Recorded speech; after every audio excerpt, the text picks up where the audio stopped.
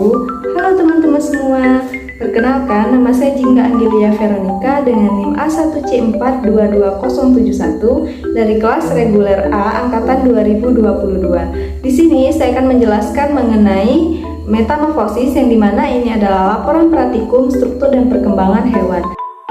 Adapun praktikum yang telah dilakukan bertujuan untuk yang pertama menjelaskan jenis-jenis metamorfosis, yang kedua menjelaskan tahap metamorfosis pada kodok, yang ketiga menjelaskan faktor yang mempengaruhi metamorfosis kodok, yang keempat menjelaskan perbedaan metamorfosis dan regenerasi. Pada alat dan bahan, untuk alat ada pinset, cawan petri, gelas plastik, milimeter blok. Pada bahan pelet ikan, kertas label, air, dan kecebong. Adapun prosedur kerja praktikum, yang pertama, beri label masing-masing gelas plastik seperti A, B, C, D, dan E.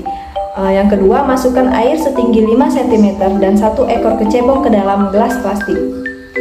Yang ketiga, kecebong dipelihara dalam wadah dan diberi pakan pelet ikan setiap hari.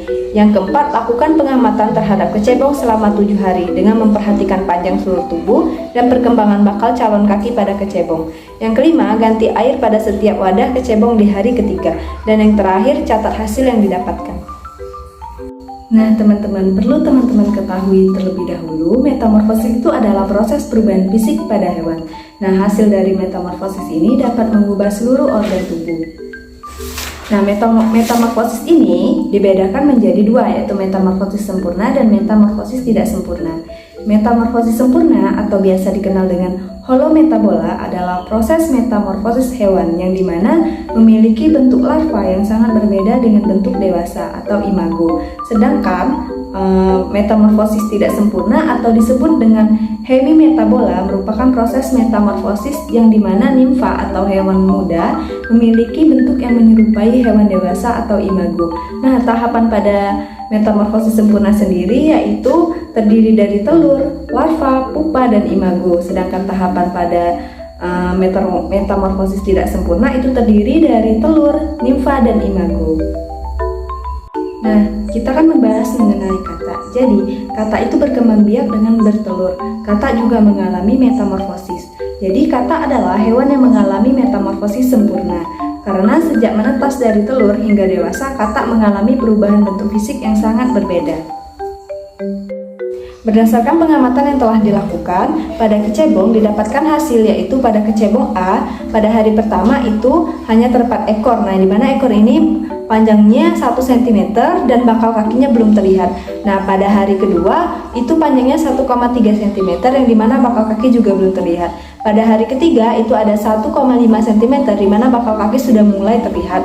Pada hari keempat itu ada 1,7 cm di mana bakal kakinya sudah terlihat. Pada hari kelima 1,8 cm bakal kaki sudah mulai berkembang. Pada hari ke-6 1,9 cm bakal kaki sudah mulai berkembang, dan di hari ke-7 itu ada 2 cm bakal kakinya sudah terlihat jelas. Nah, pada kecebong B pada hari pertama itu panjangnya 0,7 cm yang dimana hanya terdapat ekor yang bakal kakinya itu belum terlihat. Pada hari kedua masih sama yaitu 0,9 cm yang dimana bakal kaki juga belum terlihat. Pada hari ketiga itu panjangnya 1, cm yang dimana bakal kaki juga sama sekali belum terlihat. Nah, pada hari keempat itu 1,1 cm bakal kaki belum terlihat. Kemudian pada hari kelima 1,2 cm bakal kaki sudah mulai terlihat. Nah, pada hari ke-6 ini 1,3 cm bakal kakinya sudah terlihat. Kemudian di hari terakhir yaitu hari ke-7 panjangnya 1,4 cm yang bakal kakinya sudah mulai berkembang. Nah, di kecebong C pada hari pertama yaitu panjangnya 1,1 meter yang dimana hanya terlihat ekor, hanya ada ekor yang dimana bakal kakinya belum terlihat. Pada hari kedua itu panjangnya 1,3 cm yang bakal kaki belum terlihat. Pada hari ketiga 1,5 cm bakal kaki sudah mulai terlihat, dan hari keempat 1,6 cm bakal kaki sudah terlihat.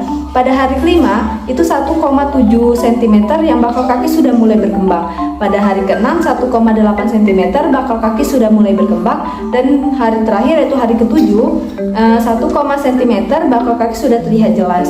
Nah, pada kecebong D hanya terdapat ekor saja, yang dimana panjangnya 1, cm yang bakal kakinya belum terlihat. Pada hari kedua yaitu 1,2 cm, bakal kaki sudah mulai terlihat. Pada hari ketiga yaitu 1,5 cm, bakal kaki sudah terlihat. Pada hari keempat 1,7 cm yang bakal kaki sudah terlihat. Panjang pada hari ke 5, 1,8 cm, bakal kaki sudah mulai berkembang. Pada hari ke-6 yaitu 1, cm, bakal kaki sudah mulai berkembang. Pada hari ke-7 yaitu 2 cm, bakal kaki sudah terlihat jelas. Nah, pada kecebong yang terakhir yaitu kecebong E, hanya terdapat ekor pada hari pertama, yaitu ukurannya 1,1 cm. Nah, yang dimana bakal kakinya belum terlihat. Pada hari kedua yaitu 1,3 cm, yang dimana bakal kakinya juga belum terlihat. Pada hari ketiga yaitu 1,5 cm, yang dimana bakal kaki sudah mulai terlihat. Nah, pada hari keempat ini 1,7 cm, bakal kaki sudah terlihat. Pada hari ke 5, 1,8 cm, bakal kaki sudah mulai berkembang. Pada hari ke-6 1,9 cm, bakal kaki sudah mulai berkembang. Dan hari terakhir yaitu hari ke-7 itu panjangnya 2 cm, yang dimana bakal kaki sudah mulai terlihat. Nah, ini adalah kecebong yang saya jelaskan di video sebelumnya tadi. Sebelumnya tadi kan saya jelaskan bahwa kecebongnya itu harus dimasukkan di gelas. Nah, gelas ini ada gelas A, gelas B, gelas C, gelas D, dan gelas E. Nah, sedangkan berdasarkan penelitian Fauzi M 2021 halaman 7-13 menyatakan bahwa pada hari pertama kuantum kaki belakang, pada hari kedua yaitu telapak kaki memipih, dan pada hari ketiga yaitu jari kaki 1 dan 2 bergabung, dan pada hari keempat dan kelima tonjolan subartikular berbentuk dan terdapat bagian kloka dan kaki depan menonjol. Nah, pada hari kelima menurut Kurniawan M 2014 halaman 154 menyatakan bahwa berudu hari kelima masih bergerak menggunakan sirip ekor lurus dan perut mulai terpigmentasi. Membran depan dan belakang masih belum berbentuk. Baik, di sini saya akan menjawab pertanyaan pasca pratikum. Yang mana pertanyaan pertama yaitu apakah perbedaan metamorfosis dan regenerasi? Pada metamorfosis dapat dilihat dari tahapan dengan adanya pertumbuhan bentuk tubuh hewan, yang dimana proses perkembangan fase hidup hewan dimulai dari tahap embrio hingga menjadi dewasa, yang memiliki perbedaan bentuk dan fungsi tubuh pada fasenya melalui pertumbuhan sel dan diferensiasi sel. Kemudian pada regenerasi yaitu kemampuan organisme untuk mengganti bagian tubuh yang hilang, baik karena luka, rusak, maupun karena mengalami autotomi.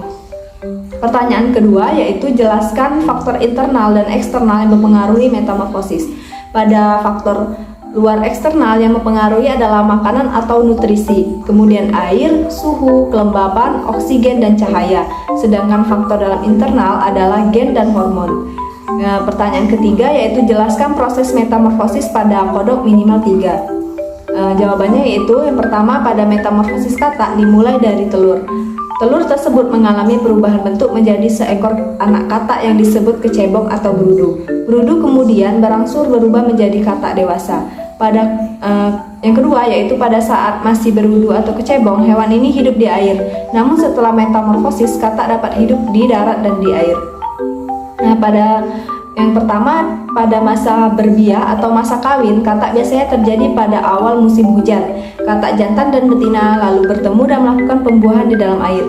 Pada saat terjadi pembuahan, katak jantan akan melekat erat di punggung yang betina. Si betina lalu mengeluarkan telur dan si jantan menyelubungi telur semacam cairan. Cairan ini akan membuahi telur-telur tersebut. Telur-telur katak berbentuk bulatan-bulatan yang kenyal dan berkumpul dalam satu rangkaian. Seperti anggur, di dalamnya terdapat semacam kuning telur sebagai sumber makanan. Yang kedua yaitu kecebong. Setelah beberapa minggu telur menetas menjadi berudu atau kecebong, namun tidak semuanya bisa menetas. Ada yang dimakan ikan atau hewan liar lainnya. Setelah 7 hari atau seminggu, bentuk kecebong mulai tampak. Kecebong mulai memiliki ekor yang panjang untuk berenang dan insang untuk bernapas dalam air. Dan ketiga, pada masa perubahan atau pada minggu ke-6, peliahan akan tumbuh kaki belakang kecebong atau diikuti kaki depan. Setelah itu, ekor menghilang dan insang berubah menjadi paru-paru. Sekian penjelasan dari saya, semoga teman-teman dapat memahami dan bermanfaat. Wassalamualaikum warahmatullahi wabarakatuh.